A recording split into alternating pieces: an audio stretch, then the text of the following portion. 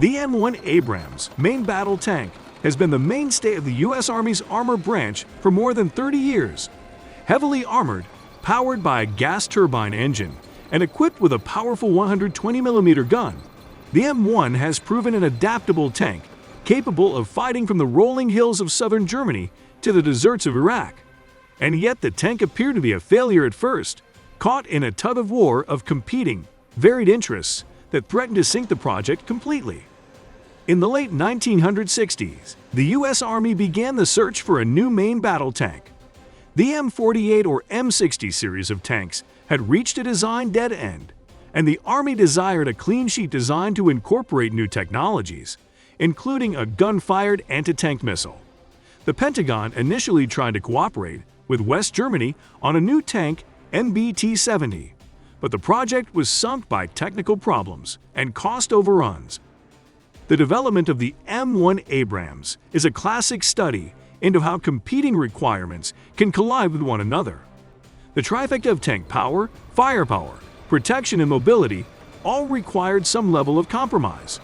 The Army was willing to bend some requirements, particularly with regards to weight, to get a good tank instead of being unbending in a vain search for the perfect tank. The result is the most battle-tested main battle tank today, a tank that, with periodic upgrades, has stood the test of time. Since then, the Abrams has been involved in a lot more war, and it has had to forsake its invincible reputation. During the U.S. invasion and occupation of Iraq, several were knocked out by massive IED or RPG in the vulnerable rear armor, others by advanced Russian-made anti-tank missiles, such as the At-14 Kornet. In the ongoing conflicts in Yemen and Iraq, dozens of Saudi and Iraqi Abrams have been taken out by such missiles. The Abrams also hasn't encountered modern tanks. In fact, the Abrams is hardly unrivaled in its very heavyweight class. Other vehicles such as the German Leopard 2, the British Challenger 2, the French Leclerc, and Israeli Merkava 4 possess similar firepower and protection levels, though of course each type has its advantages and disadvantages. However, none of them were likely to ever be shooting at an Abrams, so it wasn't a problem. For decades, the most threatening potential opponent was the Russian T-90 tank, a vehicle which has a fighting chance against the Abrams, but is hardly a peer. Russia's new T-14 Armata tank finally does present a peer challenge to the Abrams.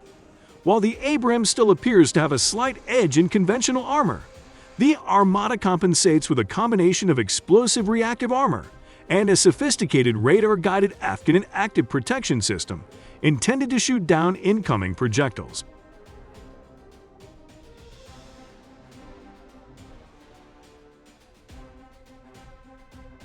While it's still debatable which is the superior tank, they clearly both are capable of destroying one another.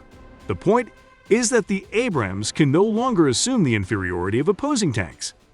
The SEP V3 Abrams, during the U.S. invasion and occupation of Iraq, which involved a gazillion military operations in urban terrain, a tank urban survival kit was rushed into service with a number of upgrades to cope with potential ambushes from any direction.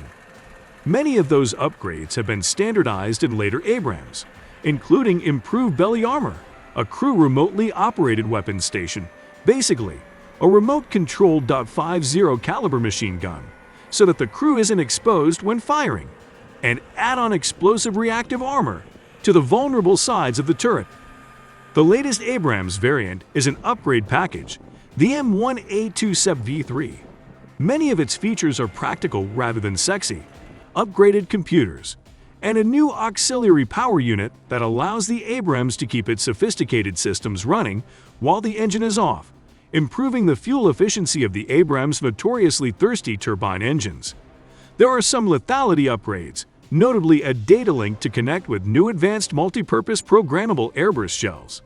These will allow the Abrams' main gun to shoot high explosive shells that detonate directly above enemy troops in cover, an ability hoped to counter to enemy anti-tank missile teams. Other detonation modes, including one optimized for penetrating walls, are also available. An improved forward-looking infrared sensor will upgrade the Abrams' detection capabilities and main gun accuracy. A revised, lower-profile, remote-controlled machine gun also sports improved cameras.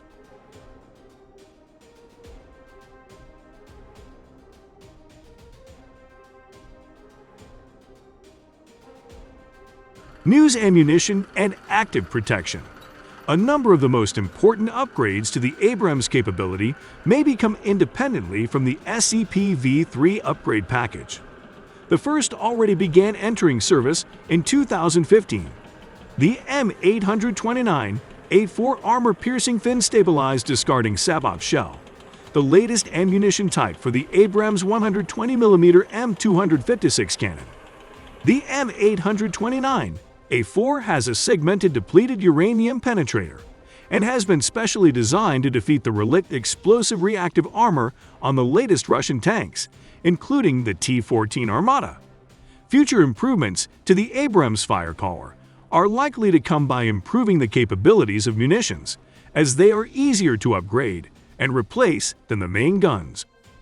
Another innovation, active protection systems, APS, have the potential to revolutionize tank defenses.